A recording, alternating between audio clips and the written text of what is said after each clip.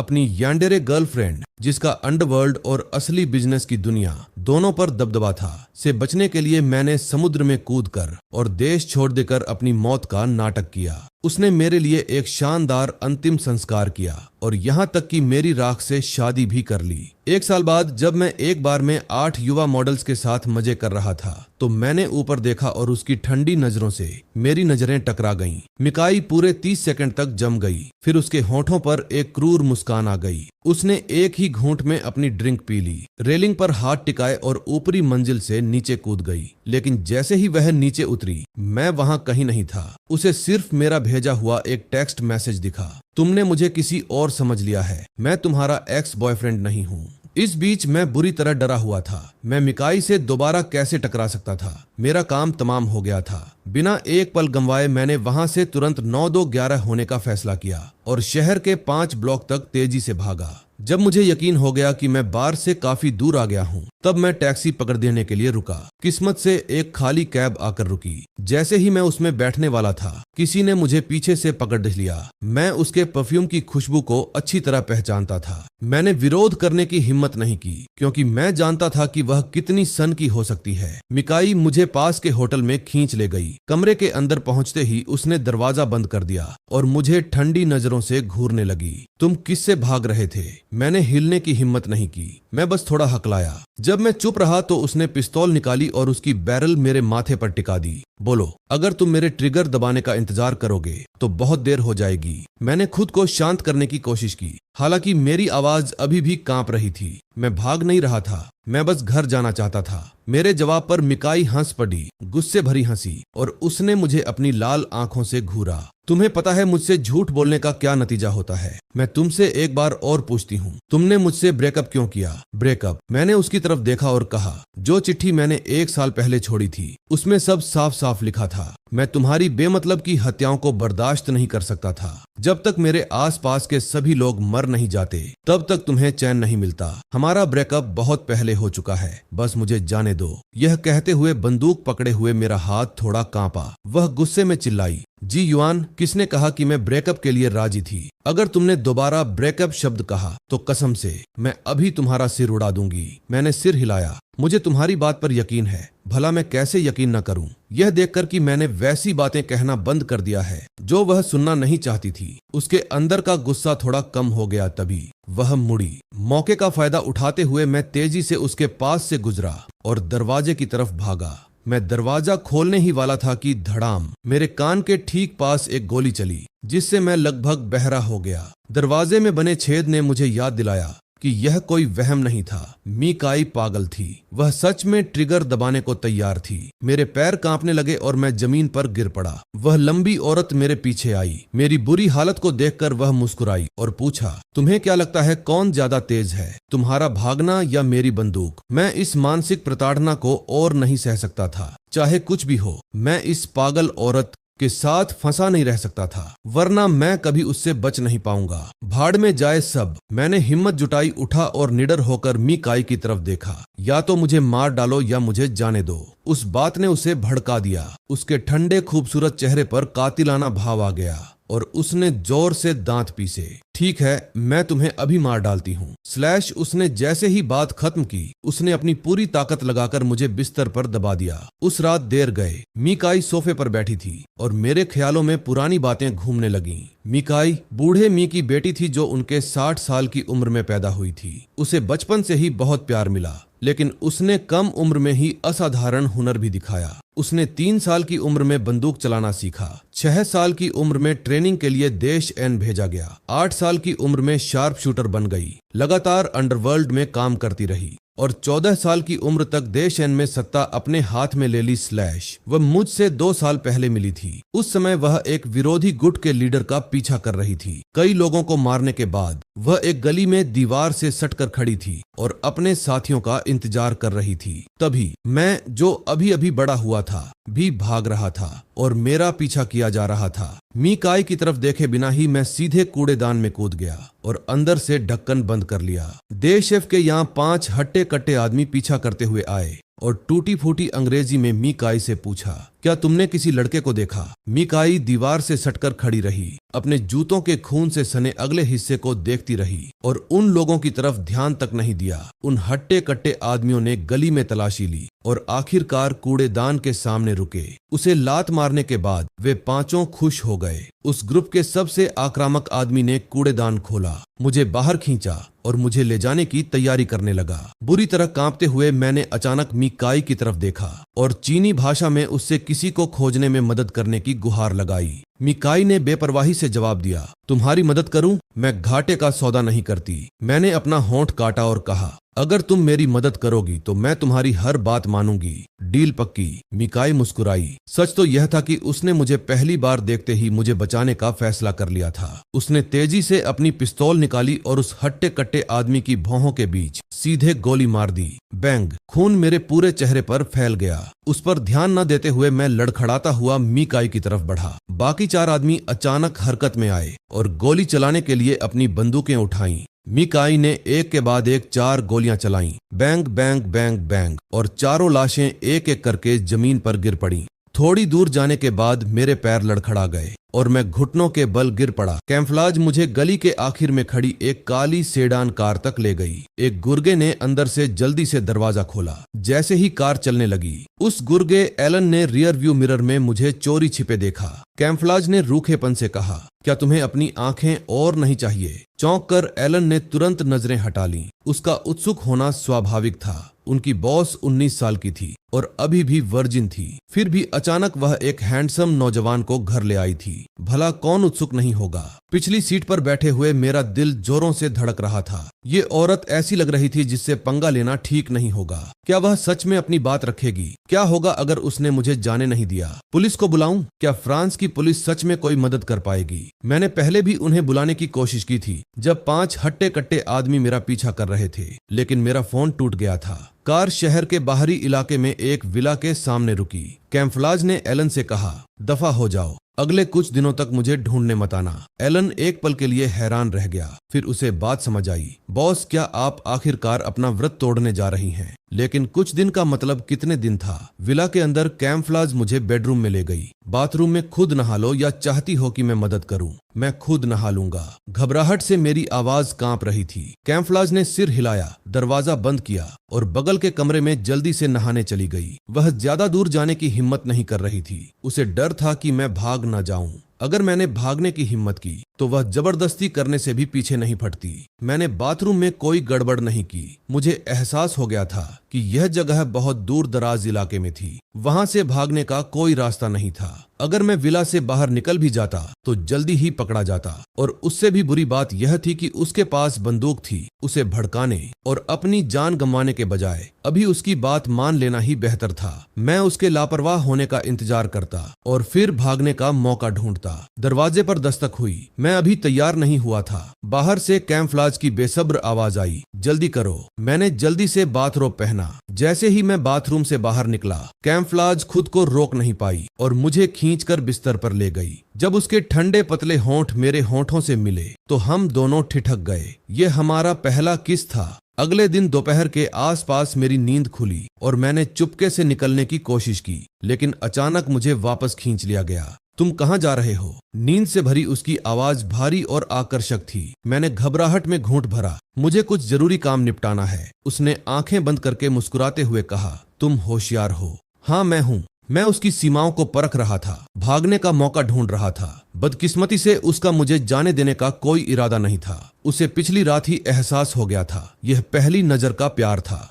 चाहे मेरा चेहरा हो या उसके पीछे का इंसान जिसने उसे मोहित किया था, वह मुझे पाने के लिए दृढ़ थी। उसकी खामोशी और अपनी हथेलियों पर ठंडे पसीने को महसूस करके मुझे पता चल गया कि वह मुझे जाने देने के मूड में नहीं है। अचानक उसने आंखें खोलीं और मेरी ओर देखा। पहले मुझे अपना नाम बताओ। खुद को थोड़ा शांत करते हुए मैंने ईमानदारी से जवाब दिया, जी युआन। मेरा नाम सुनते ही वह उठकर बैठ गई और उसे बार बार दोहराने लगी, मानो उन 3 अक्षरों को अपनी हड्डियों में बसा लेना चाहती हो। हर बार दोहराने पर मेरा दिल और डूबता गया। यह साफ था कि वह मुझे अपने पास कैद रखना चाहती थी। वह बिस्तर से उठी, कपड़े पहने और मेरी ओर मुड़ी। नाइट स्टैंड पर रखे कपड़े नए हैं, उन्हें पहनो, नीचे आओ और नाश्ता करो, फिर मैं तुम्हें वापस छोड़ दूंगी। इसके बाद उसने दरवाजा खोला और नीचे चली गई। उसके जाते ही मैंने राहत की सांस ली और कपड़े पहन लिए। नीचे मैंने उसे किचन में अंडे तलते हुए देखा। मैं डाइनिंग टेबल पर बैठ गया और मेरे दिमाग में स्कूल लौटते ही घर के लिए प्लेन का टिकट खरीदने के प्लान चल रहे थे।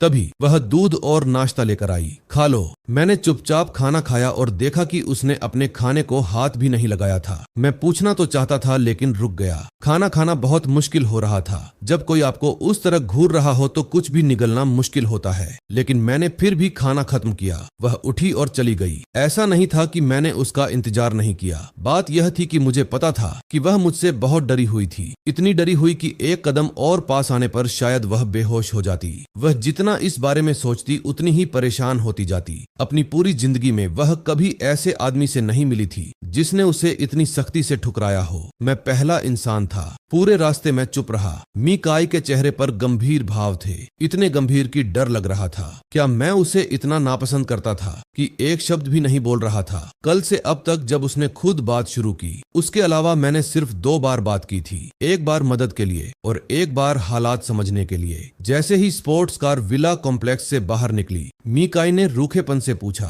कहाँ जाना है? कितना समय लगेगा? अपनी मिलीजुली भावनाओं को दबाते हुए मेरी उंगलियां थोड़ी कांप रही थीं। पहले स्कूल वापस, कल सुबह वहां सब खत्म हो जाएगा। ये सुनकर मीकाई ने स्टीयरिंग व्हील पर अपनी पकड़ मजबूत की और इस विचार को मना कर दिया। मैं तुम्हें शाम 7 बजे लेने आऊंगी। मैंने शांत दिखने की कोशिश की। मैं 7 बजे खुद वापस आ जाऊंगा। तुम अपना काम करो। मीकाई ने अचानक ब्रेक मारा। आज रात मिलते हैं। क्या तुम पक्का कह रही हो? मुझसे झूठ बोलने के नतीजों के बारे में अच्छी तरह सोच लेना। मेरा दिल जोर से धड़कने लगा। हालांकि कल से वह मेरे साथ नरमी से पेश आ रही थी, फिर भी मुझे डर लग रहा था। मैंने सीधे उसकी आंखों में देखा। मुझे यकीन है, मैंने कहा। हालांकि मन ही मन में सोच रहा था कि जैसे ही एकेडमी पहुंचूंगा तुरंत वहां से 9-2-11 हो जाऊंगा। घर के लिए सबसे पहली फ्लाइट का टिकट लूंगा और कभी भी कंट्री एफ वापस नहीं आऊंगा। मीकाई ने मुझे एक गहरी नजर से देखा और फिर चुपचाप कार स्टार्ट कर दी। स्कूल गेट तक पहुंचने तक हम में से किसी ने कुछ नहीं कहा। जाने पहचाने कैंपस को देखते हुए मैंने अपनी खुशी को दबाने की कोशिश की। क्या मैं अब जा सकती थी? मीकाई मुझे ध्यान से देख रही थी। क्या सच में अब कुछ कहने को नहीं बचा था? मुझे पता था कि वह किस बात का इंतजार कर रही थी, कि मैं मान लूं कि मेरा भागने का प्लान था। कल मैं इसीलिए नहीं भाग पाया था क्योंकि मुझे मौका नहीं मिला था, लेकिन आज मुझे यह मौका भुनाना था और यहाँ से 9-2-11 होना था। मैंने उसे देखकर मुस्कुराते हुए कहा, मैं तुम्हें आज रात बताऊंगी। मीकाई ने अपना चेहरा दूसरी तरफ घुमाया और हल्का सा सिर हिलाया। इजाजत मिलते ही मैं खुशी से उछल पड़ा। मैंने कार का दरवाजा खोला और शांत दिखने का नाटक करते हुए उस खतरनाक औरत से दूर कदम बढ़ाने लगा। जैसे ही मैं स्कूल गेट के पास पहुंचा, पीछे से एक आवाज आई जिससे मुझे मुड़ना पड़ा। सड़क के उस पार मीकाई स्पोर्ट्स कार के सहारे खड़ी थी। उसकी आवाज साफ सुनाई दे रही थी, जे युआन, मेरा नाम मीकाई है। वह मुझे देखकर मुस्कुराई, एक ऐसी चमकदार मुस्कान जो लगभग आंखें चौंधिया देने वाली थी। मैंने हाथ हिलाकर जवाब दिया, फिर मुड़ी और तेजी से एकेडमी के अंदर चला गया। मीकाई ने फोन निकाला और कॉल किया। उसकी आवाज ठंडी थी। मॉस एकेडमी को घेर लो। मैं एक इंटरनेशनल स्टूडेंट था जो पिछली रात ही ग्रेजुएशन डिनर में शामिल हुआ था। अपने डॉर्म में वापस आकर मैंने जल्दी जल्दी अपना आईडी, पासपोर्ट और डिप्लोमा इकट्ठा किया और उन्हें अपने बैग में भर लिया। मैंने एक बर्नर फोन चालू किया और सबसे पहली फ्लाइट बुक की। कपड़े या दूसरी जरूरी चीजें पैक करने का समय नहीं था, इसलिए मैंने अपना बैग उठाया और बाहर भागा, लेकिन दरवाजे पर ही एक सफाई करने वाली महिला से टकरा गया। 15 मिनट बाद कचरे की गाड़ी धकेलती हुई एक सफाई कर्मचारी धीरे धीरे एकेडमी से बाहर निकली। वह भेष बदले हुए मैं ही था। आसपास का इलाका काले कपड़ों में लोगों से भरा हुआ था, जिनमें एशियाई और पश्चिमी दोनों तरह के लोग शामिल थे। वापस लौट रहे छात्र डर के मारे देख रहे थे। उन्हें आतंकवादी हमले का डर था। जब मैं गाड़ी धकेल रहा था तो मेरा दिल जोरों से धड़क रहा था। शुक्र है कि मैंने इस भेष के लिए पैसे दिए थे, वरना मैं जरूर पकड़ा जाता। मैंने अपनी टोपी नीचे की और अपना आधा चेहरा मास्क के पीछे छिपा लिया, लेकिन कोने से एक नजर डालने पर पता चला कि काले कपड़ों वाले आदमी मेरी सोते हुए एक एक तस्वीर पकड़े हुए थे। यह नजारा देखकर मेरे रोंगटे खड़े हो गए। किस्मत से उन्होंने मुझसे पूछताछ करने के लिए आगे बढ़ने के बजाय बस मुझे एक नजर देखा। मैंने आधे घंटे तक कचरे की गाड़ी तेजी से धकेली और फिर आखिरकार दीवार के सहारे गिर पड़ा। हाम रहा था। मैंने जल्दी से अपना बैग खंगाला, एयरपोर्ट जाने की तैयारी कर रहा था, लेकिन जब मैं मुड़ा तो जम गया। मिकाई पास ही खड़ी थी, मुझे बुरी नजर से घूर रही थी। आज रात मिलते हैं जी युआन, तुम बहुत बड़ी झूठी हो। उसकी आवाज ठंडी थी। मैं भागने के लिए मुड़ा। मेरा दिल इतनी जोर से धड़क रहा था कि लग रहा था जैसे सीने से बाहर निकल आएगा, लेकिन मैं ज्यादा दूर नहीं जा पाया कि मीकाई ने मेरी कलाई पकड़ ली। उसने मुझे गंभीरता से देखा और कहा, मुझे छोड़कर मत जाओ, मैं तुम्हें पसंद करती हूँ। मैं इतना हैरान था कि कुछ बोल नहीं पाया। मैं उसे पसंद नहीं करता था। मीकाई ने मुझे कसकर पकड़ लिया। मैं तुम्हारे मुंहे पसंद करने का इंतजार कर सकती हूँ। जब वह बोल रही थी, काले कपड़ों वाले कई आदमी मेरे पास आ गए और आखिर में मुझे वापस विला ले जाया गया। उसके बाद से मीकाई एक अलग इंसान लगने लगी। उसने तीनों समय का खाना खुद बनाया, मेरे कपड़े धोए और चाहे कितनी भी देर हो जाए मेरे साथ रहने के लिए घर आई। मिकाई ने मुझे आजादी दी। उसने बस लोगों को दूर से मेरा पीछा करने के लिए कहा। जब मैं फ्रांस घूम रहा था, यह पक्का करते हुए कि जो भी चीज मुझे एक पल के लिए भी पसंद आए वह अगले ही पल मेरे सामने हो। उसके बाद के 3 महीनों में मिकाई को कभी गुस्सा नहीं आया। उसने कभी मेरे झूठ के बारे में मुझसे कुछ नहीं कहा, भले ही उसे सच पता था। यह प्यार में उसका पहला अनुभव था और वह बस इसे संजोकर रखना चाहती थी। जब तक मैं उसे छोड़कर नहीं जाता तब तक और किसी चीज से कोई फर्क नहीं पड़ता था। रात के 2 बज रहे थे और मीकाई अभी तक लौटी नहीं थी। मैं बिस्तर पर करवटें बदल रहा था। मुझे नींद नहीं आ रही थी। 6 महीनों में यह पहली बार था जब मीकाई इतनी देर तक बाहर रही थी और मेरे मन में तरह तरह के ख्याल आ रहे थे। क्या उसे कुछ हो गया था या उसे कोई नया मिल गया था? आखिर भले ही इन अटकलों से मेरे भागने में मदद मिली, फिर भी मैं इनके बारे में खुश नहीं हो पा रहा था। नंगे पैर खिड़की की ओर जाते हुए मुझे अचानक एहसास हुआ कि शायद मुझे उससे प्यार हो गया है। नहीं, मुझे वह पल याद आया जब उसने मुझे बचाया था। प्यार करते समय उसके दिल की धड़कन की आवाज और पिछले 6 महीनों में साथ खाना पकाने, टीवी देखने और तारे निहारने के वे छोटे छोटे पल। तभी आंगन में एक स्पोर्ट्स कार आकर रुकी। मैं भागकर नीचे गया और देखा कि मीकाई खून से लथपथ थी। डॉक्टर गोली निकाल रहे थे। हालत गंभीर थी और उसके शरीर के जरूरी संकेत तेजी से कम हो रहे थे। मैं सोफे के पास घुटनों के बल बैठा और उसका हाथ कसकर पकड़ लिया। मिकाई, मैं तुम्हें पसंद करता हूँ। अगर तुम बच गईं तो मैं तुमसे शादी करूंगा। 2 मिनट बाद मिकाई की हालत में चमत्कारिक रूप से सुधार हुआ। डॉक्टर ने सर्जरी जारी रखी जबकि एलन और चीजिया चुपचाप बाकी लोगों को कमरे से बाहर ले गए। 3 दिन बाद वह मेरी बाहों में जागी। क्या वे शब्द सच थे? मैंने मुस्कुराते हुए सिर हिलाया। ये सच है, मैं तुम्हें पसंद करता हूँ। उस दिन के बाद से हमारा रिश्ता तेजी से गहरा होता गया। ऐसा लगता था कि मिकाई मुझे हर समय अपने पास रखना चाहती है और जब भी उसे बाहर जाना पड़ता था तो वह मुझसे दूर जाने में हिचकिचाती थी। एक दिन मिकाई के जाने के कुछ ही देर बाद मुझे अपनी हाई स्कूल की क्लासमेट शेन मियाओ मियाओ का फोन आया। वह दे शेफ में एक आर्ट एग्जीबिशन आयोजित कर रही थी और मेरी मदद चाहती थी, यह याद करते हुए कि जब मैं बेहोश हो गया था तो वह मुझे कितनी तेजी से अस्पताल ले गई थी। मैंने तुरंत हाँ कह दिया। पैर के दर्द को नजरअंदाज करते हुए मैं उठा। मिकाई का मेरे लिए खरीदा हुआ सूट चुना और ड्राइवर से मुझे एग्जीबिशन वाली जगह ले जाने को कहा। मिस्टर जेई, मैं यहीं आपका इंतजार करूंगा। कार से निकलते ही मैं शेन मियाओ मियाओ से टकराया। मुझसे मिलने के लिए आते ही उसकी आंखें चमक उठीं।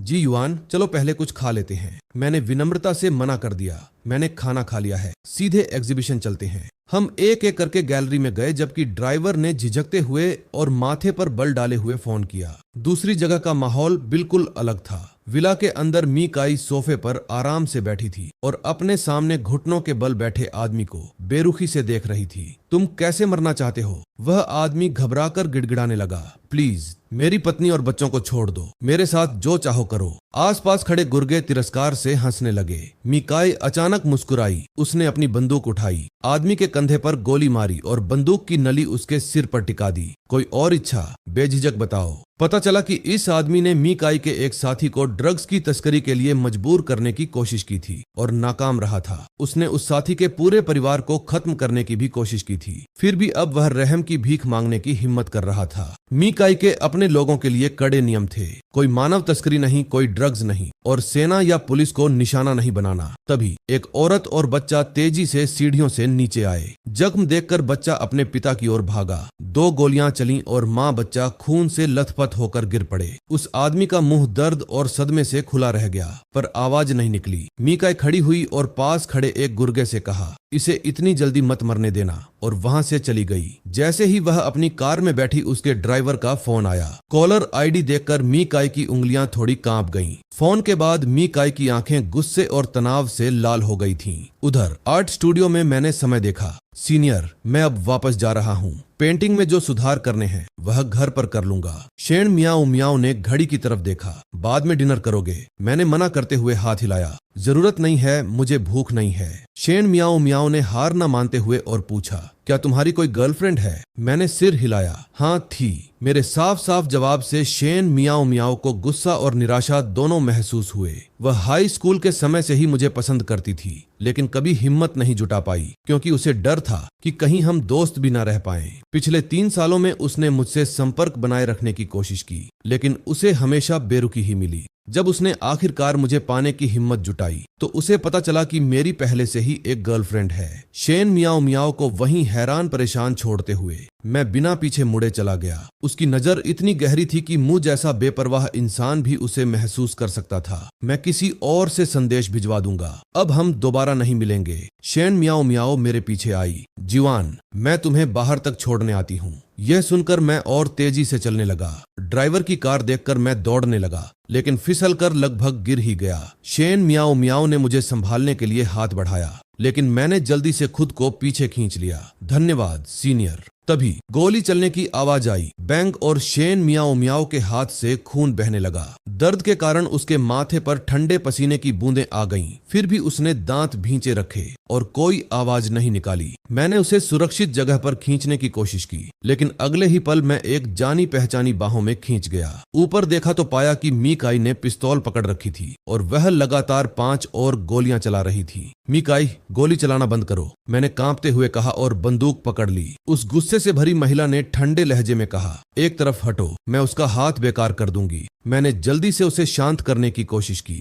चलो घर चलते हैं। ठीक है, अभी। मिकाई ने अपना गुस्सा दबाया। बंदूक नीचे की ओर मुझे स्पोर्ट्स कार की ओर खींच ले गई। ख्याल से भरे और खून से सने हाथों के साथ शेन मियाओ मियाओ चिल्लाई, जे युआन, वह तुम्हारे लायक नहीं है, वह एक शैतान है। मिकाई दोबारा गोली चलाने के लिए मुड़ी, लेकिन मैंने सही समय पर उसे धक्का दे दिया, जिससे गोली निशाने से चूक गई। उसने मेरी कलाई खींची और मुझे स्पोर्ट्स कार में धकेल दिया। इंजन की गड़गड़ाहट के बीच कार तेजी से विला की ओर लौट गई। तुमने उसे क्यों बचाया? मिकाई ने गुस्से में पूछा। उसकी आंखें लाल थीं और वह मुझे घूर रही थी। उसने तो बस मुझे संभाला था और तुम उसका हाथ बेकार करना चाहती थी, यहाँ तक कि उसे मार भी डालना चाहती थी। क्या तुम्हारा दिमाग खराब हो गया है? मिकाई का चेहरा सख्त हो गया। जो कोई भी मेरे आदमी को छूने की हिम्मत करेगा, उसे मरना ही होगा। मैं उसे अभी खत्म कर दूंगी। उसने अपना फोन निकाला। यह देखकर मैं बालकनी की ओर भागा, कूदने के लिए तैयार। मिकाई ने जल्दी से मुझे पकड़ लिया। उसकी आवाज कांप रही थी। नहीं,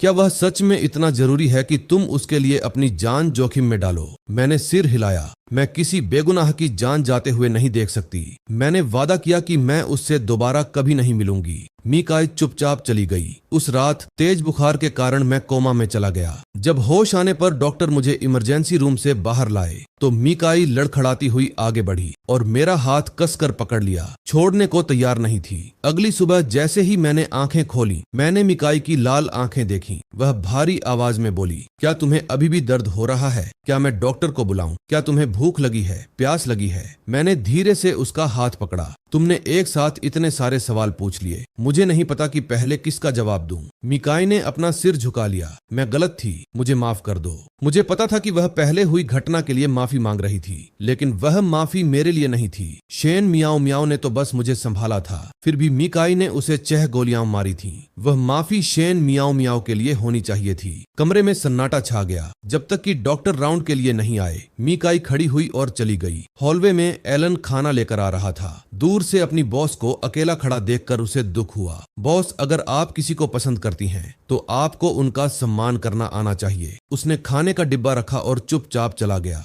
मीकाजी वहीं खड़ी रही। उसे लॉजिक समझ आ गया था, लेकिन जब बात मुझ पर आती तो वह खुद पर काबू नहीं रख पाती थी। उसने खाने का डिब्बा उठाया और कमरे में वापस चली गई। अगले दिन दोपहर में जब मीकाई डिस्चार्ज के कागजात का काम निपटाने के लिए बाहर गई थी, शेन मियाओ मियाओ ने दरवाजा खोला और अंदर आ गई। उसके बाएं हाथ पर पट्टी बंधी थी, लेकिन उसका चेहरा पहले से कहीं बेहतर लग रहा था। जैसे ही वह अंदर आई, मैंने हैरानी से उसे देखा और जल्दी से उठकर बैठ गया। सीनियर, आप यहाँ कैसे? मुझे माफ करना, आपको जल्दी चले जाना चाहिए। मेरी गर्लफ्रेंड किसी भी पल वापस आ सकती है। शेन मियाओ मियाओ को जोरदार दर्द महसूस हुआ। उसने फीकी मुस्कान के साथ कहा, माफी मांगने की जरूरत नहीं है, मैंने कभी तुम्हें दोष नहीं दिया। उसने मुझे गौर से देखा। जे युआन, मैं तुम्हें पसंद करती हूँ। क्या तुम सच में मुझे जरा भी पसंद नहीं करते? मेरे चेहरे पर जरा भी हिचकिचाहट नहीं थी। शेन मियाओ मियाओ दरवाजे की ओर मुड़ गई। वह मेरे सामने रोना नहीं चाहती थी। जैसे ही उसने दरवाजा खोला, उसे पीछे से मेरी आवाज सुनाई दी, सीनियर, मुझे भूल जाओ। आखिरकार उसकी आंखों से आंसू छलक पड़े और वह बिना पीछे मुड़े चली गई। हॉलवे में एलन और चीजिया मीकाई को रोकने की कोशिश कर रहे थे। बॉस, शांत हो जाओ, चीजिया ने झुंझलाहट में कहा। एलन, यह कैसा बेकार आइडिया था। एलन को बुरा लगा। असल में उसका इरादा था कि शेन मियाओ मियाओ मुझे देखे ताकि मीकाई को जलन हो। उसने सोचा नहीं था कि पता चलते ही मीकाई उसे मुक्का मार देगी। बॉस, बस थोड़ी देर और इंतजार करो, शेन मियाओ मियाओ किसी भी पल बाहर आ रही है। मीकाई ने एक न सुनी। मैं इंतजार नहीं कर सकती। इतना कहकर उसने झटके से उनके हाथ छुड़ाए और बिना पीछे मुड़े हॉस्पिटल के कमरे की ओर तेजी से बढ़ गई। उसका मन उथल पुथल से भरा था। क्या शेन मियाओ मियाओ जे युआन को छुएगी? क्या वह उसकी बुराई करेगी? क्या वह आधे रास्ते में उसे सामने से आती हुई शेन मियाओ मियाओ मिली। वे एक दूसरे के पास से गुजरी, लेकिन किसी ने एक शब्द भी नहीं कहा। कमरे के अंदर मैं वॉशरूम जाने के लिए बिस्तर से उठने ही वाला था कि तभी जोरदार आवाज के साथ दरवाजा खुला और मीकाई अंदर आ गई। पहले तो मैं चौंक गया, फिर मुझे एहसास हुआ कि जरूर उसकी मुलाकात शेन मियाओ मियाओ से हुई होगी। अच्छी बात यह थी कि इस बार गोली नहीं चली। मीकाई ने मुझे कसकर गले लगा लिया। मेरे शरीर की गर्मी से उसे थोड़ी शांति मिली, लेकिन इतने से काम नहीं चला। उसने मुझे खिड़की से सटा दिया और जोर से किस किया। मैंने उसे दूर हटाने की कोशिश की। यह किस लगभग 20 मिनट तक चला। फिर उसने अपना चेहरा मेरी गर्दन में छिपा लिया और वहां किस करने लगी। मैंने उसके बालों को सहलाया और धीरे से कहा, अब तुम मुझे छोड़ सकती हो, मुझे वॉशरूम जाना है। मीकाई ने ऊपर देखा। मैं तुम्हारे साथ चलूंगी। मैंने तुरंत मना कर दिया, नहीं, मैं अकेले जाऊंगा। आखिरकार मीकाई ने मुझे छोड़ दिया। ठीक है, मैं तुम्हारा इंतजार करूंगी। कमरे से बाहर निकलते ही मुझे अजीब सी बेचैनी महसूस हुई। मैं हमेशा शांत और तमीजदार लोगों के बीच पला बढ़ा था, इसलिए ऐसी दबंग महिला के साथ तालमेल बिठाना मेरे लिए मुश्किल था। तभी एक सेब लुढ़क कर मेरे पैरों के पास आया। जैसे ही मैं उसे उठाने के लिए झुका, मैंने देखा कि 16-17 साल की एक लड़की मेरी तरफ भागती हुई आ रही है। लड़की के कपड़े फटे पुराने थे और उसका चेहरा चोटों से भरा था। उसने घबराहट भरी नजरों से मेरे हाथ में मौजूद सेब को देखा और उसे लेने के लिए हाथ बढ़ाया। जैसे ही वह लड़की उसे लेने वाली थी, वहां से गुजर रहे एक मेडिकल वर्कर से उसे धक्का लग गया। उसका हाथ गलती से मेरे हाथ से छू गया और हम दोनों ठिठक गए। घबराई हुई और शर्माई हुई वह लड़की झटपट सेब वापस लेकर भाग गई। मैंने इस बात पर ज्यादा ध्यान नहीं दिया और वॉशरूम की तरफ चल दिया। जब मैं बाहर निकला तो मैंने खिड़की के बाहर आसमान में इंद्रधनुष देखा और मेरा मूड तुरंत अच्छा हो गया। मैं सीढ़ियां चढ़कर छत की ओर गया। खूबसूरत नजारा देखने के इरादे से मैं छत के दरवाजे तक पहुंचा ही था कि तभी मुझे अंदर से किसी के कराहने की दबी हुई आवाज सुनाई दी। एक अजीब सी उत्सुकता के कारण मैंने दरवाजा थोड़ा सा खोला और एक चौंकाने वाला नजारा देखा। कैम्फ्लाज अपने चमड़े के जूते से उस लड़की के हाथ को जोर से कुचल रही थी। उसकी आवाज में सख्ती थी। तुम्हारी हिम्मत कैसे हुई मेरे आदमी को छूने की? चीजिया और एलन पास ही खड़े थे। वे गंभीर दिख रहे थे, लेकिन बीच बचाव करने से डर रहे थे। जमीन पर वही लड़की पड़ी थी जो पहले दिखी थी। वह बुरी तरह घायल थी, लेकिन उसने जरा भी आवाज नहीं की। वह बिना हिले डुले पड़ी थी, मानो उसने अपनी किस्मत मान ली हो। कैम्फलाज ने अपना पैर उठाया और लड़की के सिर पर जोर से लात मारी। तुरंत खून बहने लगा। जैसे ही वह दोबारा हमला करने वाली थी, चीजा और एलन ने जल्दी से उसे रोक लिया। बॉस, वह गूंगी है, उसकी माँ अस्पताल में बहुत बीमार है और उसने मेडिकल बिल भरने के लिए यह नौकरी की थी। उसने कभी नहीं सोचा था कि आज उसका सामना आपसे होगा। बॉस, शायद आपके जीजाजी आपको ढूंढ रहे हैं। चीजिया की बातों से कैम्फलाज थोड़ा शांत हुआ। उसने जमीन पर पड़ी लड़की को एक ठंडी नजर से देखा और जाने के लिए मुड़ गया। जब उनके कदमों की आवाज दूर हो गई, तब मैं कूड़ेदान के पीछे से बाहर निकला। मैंने छत का दरवाजा खोला और देखा कि लड़की जमीन पर पड़ी है, खाली नजरों से आसमान को ऐसे देख रही है मानो पूछ रही हो, तुमने मुझे पीट पीट कर मार क्यों नहीं डाला?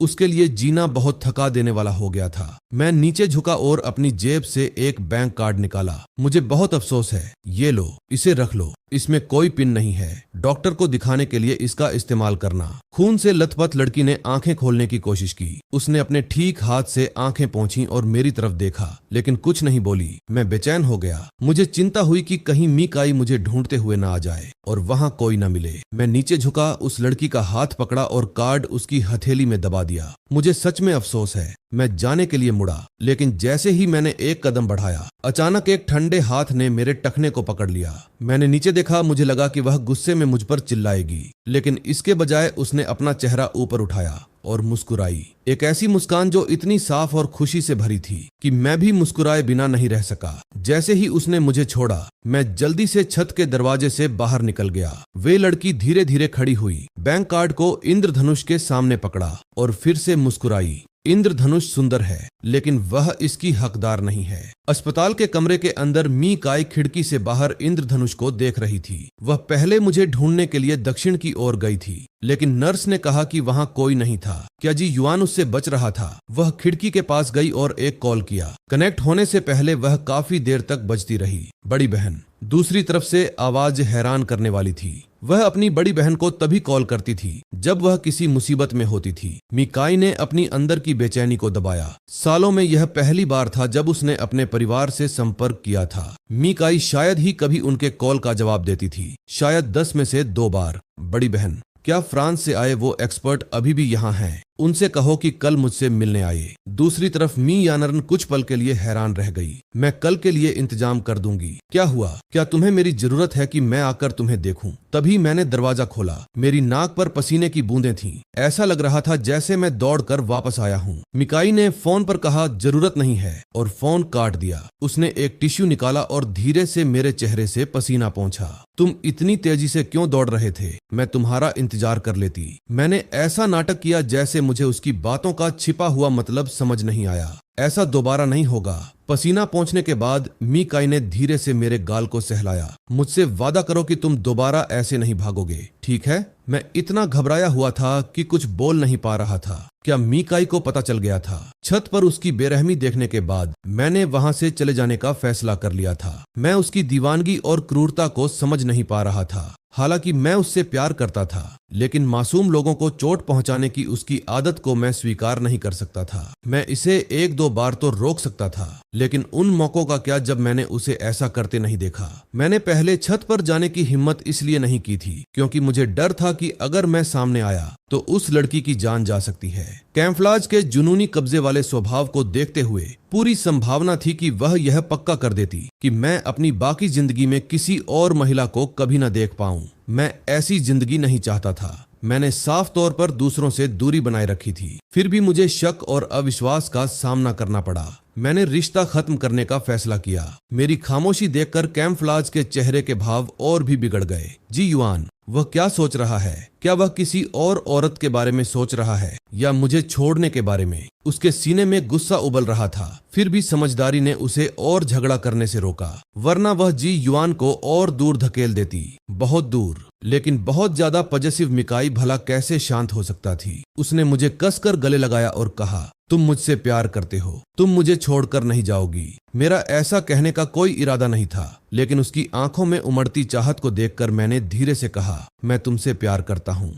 फिर भी मेरे इस भरोसे ने कि मैं उसे छोड़कर नहीं जाऊंगा। मिकाई के चेहरे पर एक तिरस्कार भरी मुस्कान ला दी। गलत। पहले जब तुम कहते थे मैं तुमसे प्यार करता हूँ तो तुम्हारी आंखों में प्यार होता था। अब ऐसा लगता है जैसे तुम बस कोई काम पूरा कर रही हो। उसकी डरावनी मुस्कान देखकर मैं घबरा गया और उसके हाथों को खुद से हटाने की कोशिश करने लगा। मिकाई ने तुरंत अपना फोन निकाला। एलन, इस फ्लोर को खाली करवाओ, किसी को भी हमें परेशान करने की इजाजत नहीं है। दूसरी तरफ एलन तुरंत समझ गया और उसने जल्दी से उस जगह को खाली करवाने का इंतजाम कर दिया। इससे पहले कि मैं कुछ कर पाती मुझे दीवार से सटा दिया गया। मिकाई ने मेरी इच्छाओं का कोई सम्मान नहीं किया और मेरी भावनाओं को पूरी तरह नजरअंदाज कर दिया। इतनी भोली होने की मेरी ही गलती थी। मैं बहुत गलत था। मिकाई भी तकलीफ में थी। जिस आदमी से वह प्यार करती थी उसने न केवल उसे भावनात्मक रूप से ठुकराया था बल्कि शारीरिक रूप से भी उसका विरोध किया था। वह मेरे कान के पास झुकी, उसकी गर्म सांसें मेरी त्वचा को छू रही थीं और उसने धमकी दी, अगर तुमने दोबारा विरोध करने की हिम्मत की तो मैं पक्का करूंगी कि तुम 3 दिन तक बिस्तर से उठ न पाओ। धमकी काम कर गई। मैंने हिलने की हिम्मत भी नहीं की। मैंने चुपचाप उससे आजाद होने की कसम खाई। प्यार का आखिरी निशान भी पूरी तरह मिट चुका था। देर रात जाकर मिकाई ने मुझे साफ किया। जब मैं बिस्तर पर बेहोश पड़ा था तो मैंने नींद में बड़बड़ाया, मैं तुमसे प्यार करता हूँ, मैं तुम्हें चाहता हूँ। साफ तौर पर उसकी क्रूरता से पैदा हुए बुरे सपनों से परेशान होकर उसने इस रिश्ते का बुरा हाल कर दिया था। जब उसकी जिद हावी हो जाती थी तो वह खुद भी उसे काबू नहीं कर पाती थी। जी युआन अब उससे और भी ज्यादा नफरत करता होगा, है ना? कल जब जी युआन जागेगा तो हमें एक गंभीर बातचीत करनी होगी, उसकी हालत और इलाज में सहयोग करने की उसकी इच्छा के बारे में। जब तक जी युआन नहीं जाते वह कुछ भी बदलने को तैयार थी। जी युआन को जिस तरह के लोग पसंद थे वह वैसा ही इंसान बनने की कोशिश करती। अगर वह सच में वैसा नहीं बन पाती तो वह दिखावा करती, पूरी जिंदगी दिखावा करती। अगर जी युआन को उसका लोगों को मारना पसंद नहीं था तो वह पूरी कोशिश करती कि किसी को न मारे, बस जी युआन उसे छोड़कर न जाए। सुबह 4 बजे अचानक सेल फोन की तेज घंटी ने सन्नाटा तोड़ दिया। चिढ़कर मैंने अपने कान ढके और मुझे पकड़े हुए औरत को लात मारी। निकाई फोन उठाने के लिए उठी, एक हाथ से धीरे से मेरे कान को ढका। बॉस माफिया ने हेडक्वार्टर पर हमला कर दिया है। दूसरी तरफ एलन घबराहट में चिल्लाया। निकाई ने फोन कसकर पकड़ा लेकिन धीमी आवाज में कहा, टीम को तैयार करो, हम आधे घंटे में देश एम वापस लौट रहे हैं। उसने तुरंत फोन काट दिया। उसने मुझे गहरी नींद में सोते हुए देखा और सोचा कि क्या मुझे अपने साथ ले जाए, लेकिन आखिरकार यह सोचकर कि सफर बहुत खतरनाक होगा उसने यह विचार छोड़ दिया। निकाई चुपचाप बिस्तर से उतरी, सेफ से बंदूक निकाली और पूरी तरह तैयार होने के बाद झुककर मुझे देखने लगी। जाने से पहले उसने मेरे सूजे हुए होठों पर धीरे से एक किस किया। नीचे ड्राइवर ओल्ड कियाओ कार में सो रहा था। निकाई ने उसे जगाने के लिए खिड़की खटखटाई। जी युआन पर कड़ी नजर रखना और उनकी हर बात मानना। इतना कहकर वह गाड़ी लेकर चली गई। किसी को शक नहीं हुआ कि मैं असल में पूरे समय जाग रही थी। एलन की तेज आवाज की वजह से मैंने बातचीत का हर शब्द सुन लिया था।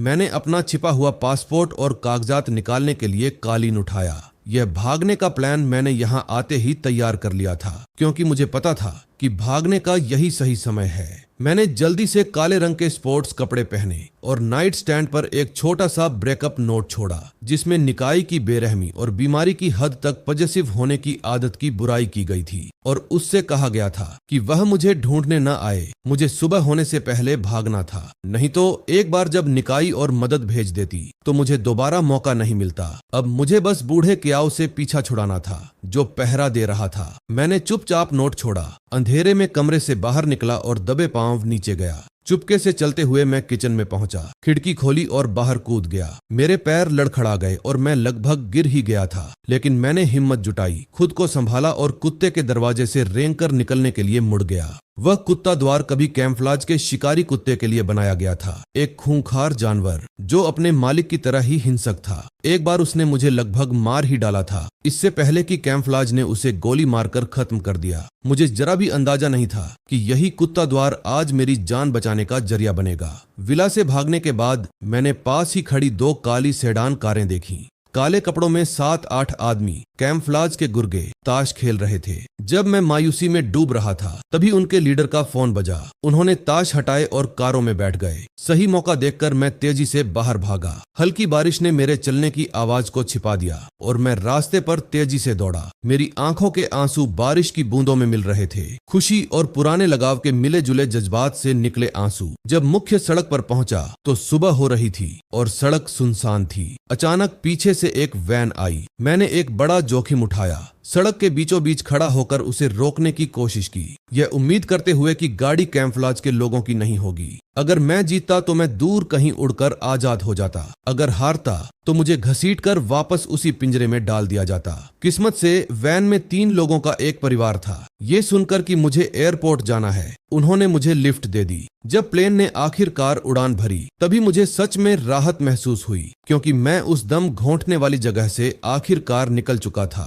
स्लैश प्लेन कंट्री वाइज जा रहा था। खिड़की से दूर होते हुए कंट्री एफ को देखते हुए मैंने धीरे से अलविदा कहा। उसी समय कंट्री एन जा रहे एक हेलीकॉप्टर में मीकाई ने अपना सीना पकड़ लिया। उसका चेहरा एकदम पीला पड़ गया था। एलन और चीजिया ने चिंता से देखा जब मीकाई ने अपना फोन निकाला और एक जाना पहचाना नंबर डायल किया। हेलीकॉप्टर हवा में ही रुका रहा, लेकिन कॉल का कोई जवाब नहीं मिला। आह भरते हुए मीकाई ने फोन वापस अपनी जेब में डाल लिया। 6 महीने बाद कंट्री एन के एक अस्पताल के इंटेंसिव केयर यूनिट में मीकाई, जो इतने समय से कोमा में थी, ने आखिरकार अपनी आंखें खोली। कमरा लोगों से भरा हुआ था। एलन बिस्तर के पास घुटनों के बल बैठा था। वह सख्त आदमी किसी बच्चे की तरह खुलकर रो रहा था। बॉस, आप आखिरकार जाग गईं। एलन ने आंसू रोकते हुए 6 महीने पहले हुई जबरदस्त लड़ाई का जिक्र किया। मीकाई का ध्यान अक्सर भटक जाता था और आखिरकार उसे माफिया के एक स्नाइपर की गोली लग गई थी। डॉक्टरों ने कहा था कि शायद वह कभी न जाग पाए। शुक्र है, चीजिया की आंखों में भी आंसू आ गए। अगर आप नहीं जागती तो हम पागल हो जाते।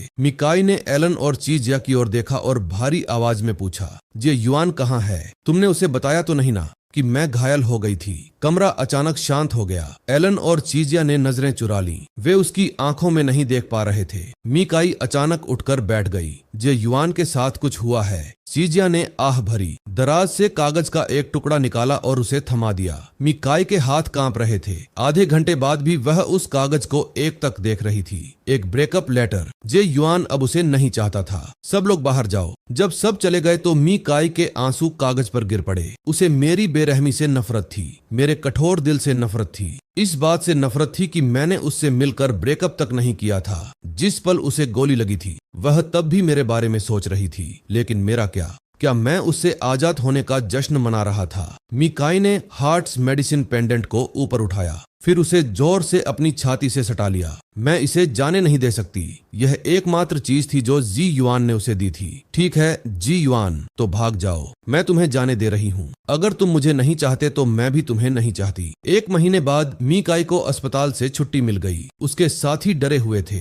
बॉस पहले से भी ज्यादा डरावनी लग रही थी। उसके पास खड़े होने पर ऐसा लगता था जैसे किसी बर्फ खाने में खड़े हों। एलन के 23वें जन्मदिन की रात उसने जश्न मनाने के लिए अपने पक्के दोस्तों को कंट्री एम में अपने नाइट क्लब में बुलाया। प्राइवेट कमरा जिसमें चहल पहल होनी चाहिए थी अजीब तरह से शांत था। मीकाई सोफे पर आराम से झुकी हुई थी। हल्की रोशनी में उसकी परछाई के चारों ओर सुनहरी चमक थी। अपने वाइन ग्लास को देखते हुए उसने शांति से कहा, तुम सब मजा करो। इन शब्दों ने पाबंदी हटा दी और कमरा तुरंत पासे फेंकने और मजाक मस्ती की आवाजों से जीवंत हो उठा। अचानक एक चीख ने माहौल को तोड़ दिया। मुझे जाने दो, मुझे यहाँ जबरदस्ती लाया गया था। लिंडा मीकाई की ओर झपटी, लेकिन जैसे ही उसने उसकी पैंट को छुआ उसे लात मारकर दूर कर दिया गया। मैनेजर को मत बताना, वह मुझे मार डालेगा। लिंडा फर्श पर सिकुड़ गई, लेकिन वहां मौजूद कोई भी बेवकूफ नहीं था। मीकाई ने घृणा से हाथ हिलाया। एलन को उसे ले जाने का इशारा किया। एलन को चौंकाते हुए लिंडा ने शराब का गिलास पकड़ा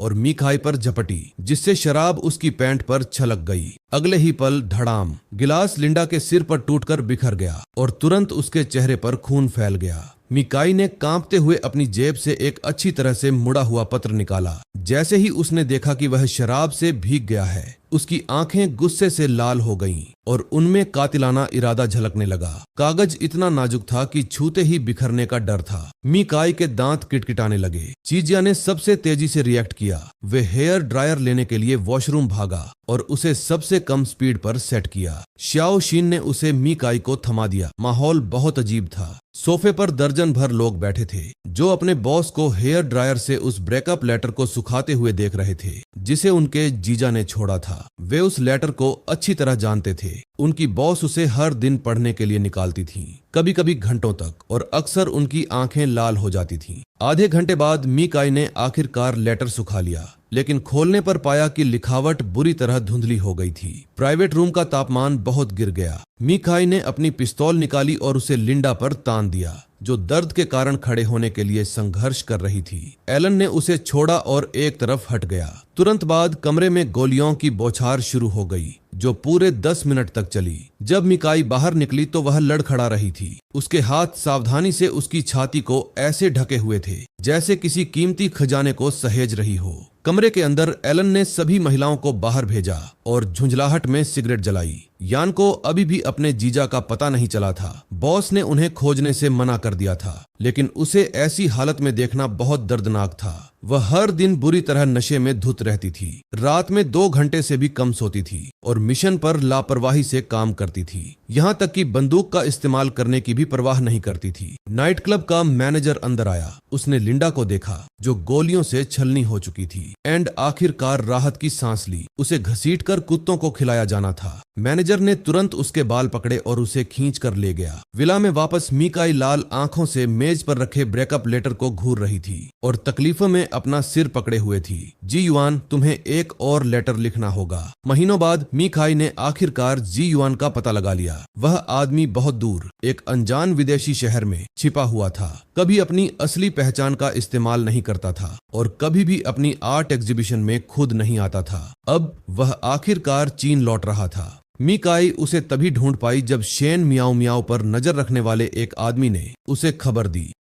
पता चला कि जी युआन ने शेन मियाओ मियाओ को मुआवजे के तौर पर 100 मिलियन से ज्यादा कीमत की एक बेहतरीन पेंटिंग भेजी थी। अगर वह पेंटिंग न होती तो मीकाई शायद मुझे कभी न ढूंढ पाती। उसने अपने लोगों से जी युआन के बैकग्राउंड की अच्छी तरह जांच करवाई और पता चला कि वह आदमी एक ब्लाइंड डेट के लिए वापस आ रहा था। यह बात जानकर मीकाई गुस्से में अपना स्टडी रूम तहस नहस कर बैठी। तुरंत विदेश जाकर उस आदमी को घसीटकर वापस लाने की इच्छा को दबाते हुए उसने घर लौटने के लिए सबसे पहली फ्लाइट बुक की ताकि उसका इंतजार कर सके। वह देखना चाहती थी कि आखिर कौन सा बेवकूफ उसके आदमी से शादी करने की हिम्मत कर रहा है, और वह यह भी देखना चाहती थी कि यह बेरहम आदमी असल में कितना पत्थर दिल हो सकता है। होटल के कमरे में मीकाई अपनी यादों से बाहर निकली और जी युआन की ओर बढ़ी, जो बिस्तर पर गहरी नींद में सो रहा था। जी युआन को अपनी आंखों के सामने लेटे हुए देखकर भी उसे अपने दिल में एक खालीपन और दर्द महसूस हुआ। वह जी युआन से कुछ दिन पहले ही वापस आ गई थी। पिछली रात जब वह एक बार में अपनी 9 बड़ी बहनों के साथ बैठी थी तो उसे पता चला कि जी युआन भी वहां आ गया है। मिकाई बहुत खुश हुई, लेकिन जब वह बेसब्री से उससे मिलने पहुंची तो उसने देखा कि जिस आदमी का वह दिन रात इंतजार कर रही थी वह महिला मॉडल्स को नाचते हुए देख रहा था। मॉडल्स का एक पूरा ग्रुप था। मिकाई को अपनी आंखों पर यकीन नहीं हो रहा था। जब जी युआन ने अपना सिर घुमाया और उसकी आंखों में देखा तब जाकर उसे सच्चाई माननी पड़ी। वह बुरी तरह गुस्से में थी। इतना गुस्सा उसे अपनी जिंदगी में कभी नहीं आया था। उसे और भी ज्यादा गुस्सा इस बात पर आया कि जी युआन उसे देखते ही भाग गया। क्या वह कोई भूत थी? क्या वह इतनी डरावनी थी? या उसने उसके साथ अच्छा बर्ताव नहीं किया था? बिस्तर पर सोते हुए जी युआन को गुस्से से घूरते हुए उसका गुस्सा और बढ़ गया। वह इतनी गहरी नींद में कैसे सो सकता था? अगली सुबह जल्दी जैसे ही मैंने आंखें खोली मेरे पूरे शरीर में दर्द की लहर दौड़ गई। अचानक मेरा फोन बजा और मैंने उसे उठाकर जवाब दिया, जी युआन, क्या पिछले 2 दिनों में तुमने अच्छा समय बिताया? चेन झुन्नन की अश्लील हंसी फोन पर सुनाई दी। मैंने गुस्से भरे चेहरे के साथ बिस्तर पर सो रही महिला की ओर देखा और धीमी आवाज में कहा, मुझे होटल से लेने आओ, जितनी जल्दी हो सके। चेन झुन्नन हैरान रह गया। बस कल ही उसने चू तियानक्यू के साथ शर्त लगाई थी कि मीकाई पक्का जी युआन की एक्स गर्लफ्रेंड है और उनके फिर से मिलने पर उनका पुराना प्यार फिर से जाग उठेगा। लेकिन मेरे लहजे से लग रहा था कि मुझ पर दबाव डाला जा रहा है। मैं आ रहा हूँ। चेन झुन्नन ने मजाक छोड़ दिया, अपनी कार की चाबियां उठाईं और तेजी से बाहर निकल गया। मैंने अभी फोन रखा ही था और कपड़े पहनने ही वाला था कि अचानक पीछे से किसी ने मेरे कपड़े पकड़े और मुझे खींचकर वापस बिस्तर पर गिरा दिया। मिकाई मेरे ऊपर झुकी हुई थी। उसके चेहरे पर एक रहस्यमयी आधी अधूरी मुस्कान थी। तुमने उसे जवाब क्यों नहीं दिया? क्या तुम्हें पिछले 2 दिन अच्छे नहीं लगे? उफ, वह तो पागल है। मैंने अपना चेहरा दूसरी तरफ घुमा लिया। मुझे वापस जाने दो, हम इस बारे में किसी और समय बात कर सकते हैं। मिकाई अचानक खड़ी हो गई। तुम जाना चाहते हो? ठीक है, लेकिन पहले चलो हमारी शादी रजिस्टर करवाते हैं। क्या? मैं झटके से उठ बैठा। मैं तुमसे बिल्कुल शादी नहीं करूंगा। यह बात तो अलग है कि वह कितनी डरावनी थी, लेकिन अब मैं उससे प्यार नहीं करता था। भला मैं ऐसी मांग के लिए कैसे मान सकता था? मिकाई ने अपनी नजरें झुका लीं। उसकी आवाज धीमी और गंभीर हो गई। जी युआन, मैं तुम्हारी राय नहीं पूछ रही हूँ। मैंने आंसू रोकने की कोशिश की, लेकिन लाख कोशिशों के बावजूद वे छलक पड़े। मैंने धीरे से कहा, मिकाई, यह सब तो पुरानी बात हो चुकी है। खुद को आजाद करो और मुझे भी जाने दो। मिकाई ठंडी हंसी हंसी। तुम कहते हो कि यह पुरानी बात है, तो क्या सच में ऐसा है? मैं ऐसा नहीं कर सकती। जी युआन ने पूछा, क्या तुमने कभी सच में मुझसे प्यार किया था? तुम इतनी आसानी से कैसे जाने दे सकती हो? उस सवाल ने मुझे घबरा दिया। शायद मैंने प्यार किया था, लेकिन वह प्यार सच्चा नहीं था। वह बस हार न मानने की जिद थी, एक ऐसी भावना जो जल्द ही खत्म हो जाती। अचानक मिकाई हंसी। उसकी आवाज भारी थी। जे युआन, क्या तुम्हें दिखाई नहीं देता? मैं तुम्हारे बिना जी नहीं सकती। यह कहते हुए उसके कांपते हाथों ने धीरे से मेरे चेहरे को सहलाया। मुझसे शादी करोगे? मेरे साथ रहो। तुम्हारी इतनी याद आती है कि मेरा जीना मुश्किल हो गया है। मैं चुप रहा। मिकाई ने मेरा हाथ पकड़ा और उसे अपनी छाती से सटा लिया। यहाँ बहुत दर्द हो रहा है, प्लीज मेरी मदद करो। तभी अचानक फोन की घंटी बजी। मिकाई ने सबसे पहले फोन उठाया। मैं उसे वापस ले जा रही हूँ, उसने कहा और तुरंत फोन काट दिया। उसने चैट हिस्ट्री देखी। उसके चेहरे पर गुस्सा साफ दिख रहा था। लियू रुयान कौन है? उसने अचानक मेरा गला पकड़ लिया। उसकी आंखें गुस्से से लाल थीं। तुम उसके साथ रहने का प्लान बना रहे हो, है ना? दबाव से मेरा चेहरा लाल हो गया और आंखों में आंसू आ गए। तभी मिकाई ने अपनी पकड़ ढीली की। उसने बेरुखी से मुझे फोन थमाया। उसे बताओ कि तुम्हारी गर्लफ्रेंड है। मैंने कांपते हाथों से फोन लिया। लियू रुयान विदेश में मेरी मकान मालकिन थी। वह हमेशा मेरे साथ बहुत अच्छी थी। इस बार देश लौटने से पहले मैंने सोचा था कि वापस आकर उसे डेट करने के लिए हाँ कह दूंगी, लेकिन जैसे ही कॉल कनेक्ट हुई, मिकाई ने फोन छीन लिया और स्पीकर फोन चालू कर दिया। डार्लिंग, क्या तुम वापस आ रही हो? रिसीवर से लियू रुयान की कोमल आवाज आई। मिकाई की आंखें डरावनी लग रही थीं। लियू रुयान, मैं विदेश वापस नहीं जा रहा हूँ, मैंने जल्दी से कहा। मिकाई ने उसकी ठुड्डी पकड़ी और बिना आवाज के आदेश दिया, बात करती रहो। मेरी आवाज कांप रही थी। अब मेरी गर्लफ्रेंड है, चलो अब और संपर्क में न रहें। नहीं, मैं अभी तुम्हें ढूंढने के लिए झेड़ देश आ रही हूँ। मैं इतना डरा हुआ था कि फोन ठीक से पकड़ भी नहीं पा रहा था। मुझे पता था कि अगर लियू रुयान सच में आ गई तो। मिकाई अचानक मुस्कुराई, एक ऐसी मुस्कान जिसने रोंगटे खड़े कर दिए। ठीक है, मैं तुम्हारा इंतजार करूंगी। मिकाई ने जी युआन की ओर देखा, हालांकि उसके शब्द लियू रुयान के लिए थे। बहुत बढ़िया मिस मी। लियू रुयान के जवाब ने जी युआन को चौंका दिया। मैंने लियू रुयान से मिकाई के बारे में कभी बात नहीं की थी। उसे मेरे बारे में कैसे पता चला? लियू रुयान, यहाँ मत आओ, वह पागल है। मैंने फोन वापस लेने की कोशिश की, लेकिन मिकाई अचानक खड़ी हो गई। फोन दीवार पर पटककर चकनाचूर कर दिया गया। वह झुंझलाहट के साथ खिड़की की ओर मुड़ी। क्या तुम्हें सच में डर है कि वह मर जाएगा? मिकाई की आवाज में तंज था। मैंने बेबसी से उसकी तरफ देखा। मेरे लिए बेगुनाह लोगों को मारना बंद करो। बेगुनाह? मिकाई ने मजाक उड़ाते हुए मुंह फेर लिया। क्या तुम्हें सच में लगता है कि उसे कुछ पता नहीं था? मैंने मुट्ठियां भींच लीं। मुझे कोई फर्क नहीं पड़ता कि तुम दोनों के बीच क्या झगड़ा है, बस उसका मुझसे कोई लेना देना नहीं होना चाहिए। मिकाई मुस्कुराई। हम पहले शादी का लाइसेंस ले सकते हैं, मैंने पक्के इरादे से कहा। नामुमकिन, मैं कभी भी ऐसा करने के लिए खुद को मजबूर नहीं करूंगा। मिकाई ने अपना फोन निकाला। अगर चीजें ठीक नहीं हुई तो। मैंने जल्दी से उसका हाथ पकड़ लिया। रुको, मुझे 10 सेकंड और सोचने दो। मीकाई ने उलटी गिनती शुरू की। 10, 9, 8। मैंने मायूसी में आंखें बंद कर लीं। मैं मान गया। यह सुनकर कि मैं उससे शादी करने को तैयार हूँ, मीकाई खुशी से कांप उठी। उसने मेरे विरोध को नजरअंदाज करते हुए मुझे कसकर गले लगाया और मेरे चेहरे पर अनगिनत किस किए। पूरे 10 मिनट बाद उसने बड़ी मुश्किल से मुझे छोड़ा। तैयार होकर और कमर पर पिस्तौल खोंसकर मीकाई ने मेरा बैग पकड़ा और मुझे खींचते हुए बाहर ले गई। सिविल अफेयर्स ब्यूरो जाते समय लेम्बोर्गिनी तेजी से दौड़ रही थी। जब भी हम रेड लाइट पर रुकते, वह मुझे किस करती रहती। उसके होठों के कोनों पर मुस्कान और गहरी हो जाती। 1 घंटे बाद ब्यूरो के दरवाजे पर नए शादीशुदा जोड़े को देखकर राहगीर मुड़ मुड़ कर देखने लगे। महिला पागलों की तरह हंस रही थी, जबकि पुरुष के चेहरे पर कोई भाव नहीं था। मीकाई ने धीरे से शादी का सर्टिफिकेट लिया। हबी, चलो पहले कुछ खाते हैं, फिर अंगूठियां खरीदेंगे। ठीक है, जवाब का इंतजार किए बिना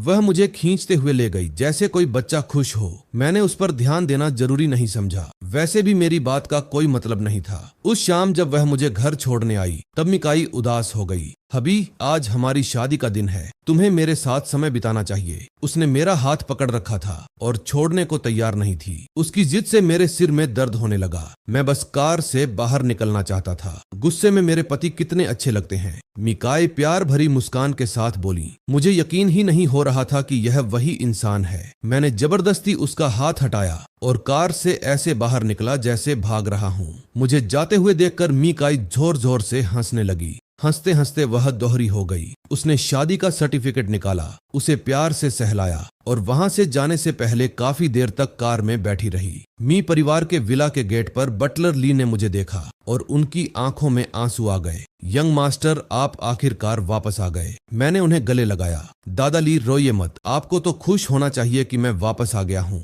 यंग मास्टर को देखकर मैं बहुत खुश हूँ। यह बूढ़ा आदमी बहुत खुश है। बटलर ली ने जल्दी से अपने आंसू पोंखे, फिर अपना माथा पीटा। यंग मास्टर, मिस्टर चू और मिस्टर हान लिविंग रूम में आपका इंतजार कर रहे हैं। उन्होंने कहा कि आपका फोन नहीं लग रहा था, इसलिए वे खास तौर पर आपका इंतजार करने आए हैं। मैंने सिर हिलाया। दादा ली, आप अपना काम कीजिए। इतना कहकर मैं विला की ओर चल दिया। बटलर ली जल्दी से रात का खाना बनाने के लिए किचन की ओर गए और बुदबुदाते हुए बोले, विदेश में रहने के दौरान यंग मास्टर का वजन कम हो गया है। मास्टर और मैडम युद्ध के मैदान से कब वापस आएंगे? मुझे जल्दी से एक टेक्स्ट मैसेज भेज देना चाहिए। क्या होगा अगर वे वापस आई और पता चले कि यंग मास्टर फिर से विदेश चले गए हैं? लिविंग रूम में चू तियानक्यू सोफे पर आराम से पीछे की ओर झुके हुए थे। आंखें बंद थीं और उन्होंने प्रोफेशनल कपड़े पहने हुए थे। चेन झुनान पैर पर पैर रखकर बैठे थे और गुस्से में अपने फोन पर चिल्ला रहे थे। सामने वाली टीम के जंगलर ने मुझे 3 बार गैंग किया है। क्या तुम मदद के लिए नहीं आ रहे हो? अंदर आते ही आवाज इतनी तेज थी कि मेरे कान दुखने लगे। मैंने अपने कान मले और सामने वाले सोफे पर बैठ गया। मुझे देखते ही चेन झुनान ने गेम खेलना बंद कर दिया, अपना फोन एक तरफ फेंका और पास झुककर बोले, तुमने फोन क्यों नहीं उठाया? क्या कैमफ्लाज बहुत ज्यादा जबरदस्त थी? चू तियानक्यू ने भी आंखें खोली और मेरी तरफ देखा। मैं थका हारा उठा, वाइन कैबिनेट के पास गया, शराब की एक बोतल खोली और सीधे बोतल से ही पी गया। जैसे ही मैंने अपना सिर पीछे झुकाया, चू तियानक्यू और चेन जुन्नान ने साफ तौर पर मेरी गर्दन और हाथों पर लव बाइट्स के निशान देखे। चेन जुनान ने मुश्किल से थूक निगला और चू तियानक्यू से धीरे से कहा, कैमफ्लाज बहुत रफ है, वह तो बिल्कुल जानवर जैसी है। चू तियानक्यू कुछ नहीं बोला। मुझे दूसरी बोतल खोलते देख वह तेजी से आगे बढ़ा और उसे मुझसे ले लिया। कैमफ्लाज ने जो किया था उसके बारे में सोचकर मैं बेचैन हो गया। चू तियानक्यू और चेन जुन्नान को एहसास हुआ कि उनके करीबी दोस्त के साथ क्या हुआ है। वे इसे कैसे मान सकते थे? शुरू में उन्हें लगा था कि फोन न उठाने का मतलब है कि मेरा और मी काय का समझौता हो गया है। आखिरकार जब चेन जुन्नान मुझे लेने होटल आया था तो मैं नीचे नहीं आया था और फोन पर हाथापाई की कोई आवाज भी नहीं सुनाई दी थी। चेन जुन्नान मेरे पास आया। उसके चेहरे पर बहुत गंभीर भाव थे। उसने दोनों हाथों से मेरे कंधे पकड़े। उसकी आवाज कांप रही थी। जे युआन, क्या चू तियानक्यू ने जो कहा वह सच है? अगर तुम यह नहीं चाहते तो मैं कुछ करूंगा। मैंने अचानक कह दिया, मैं सच नहीं बता सकता। चू तियानक्यू और चेन जुन्नान बचपन से ही छोटे भाई की तरह मेरा ख्याल रखते थे। अगर उन्हें पता चलता कि मुझे जबरदस्ती शादी के लिए मजबूर किया जा रहा है तो वे जरूर अपनी जान जोखिम में डालकर मी काय से लड़ते। लेकिन वे मी परिवार का सामना कैसे कर सकते थे? मैं किसी और को इस मुसीबत में नहीं घसीटना चाहता था। चू तियानक्यू और चेन जुन्नान ने एक दूसरे की तरफ देखा उनका दिल बैठ गया। वे मुझे बहुत अच्छी तरह जानते थे। जब भी मैं झूठ बोलता था, मेरे बोलने का अंदाज बदल जाता था, भले ही मुझे खुद इसका पता न चले। स्लैश चेन जुन्नान लड़खड़ाकर 2 कदम पीछे हटा और वाइन कैबिनेट के सहारे खड़ा हो गया। इससे कोई फर्क नहीं पड़ता था कि माहौल कितना ही अजीब क्यों ना हो, लेकिन मैं अलग था। वह कमीनी मिकाई। चेन जुन्नान ने कॉफी टेबल से फलों वाला चाकू उठाया और बाहर भागने ही वाला था, लेकिन मैंने जल्दी से उसे रोक दिया। जल्दबाजी मत करो, मैं सच में अपनी मर्जी से ऐसा कर रहा हूँ। चेन जुन्नन ने चाकू नीचे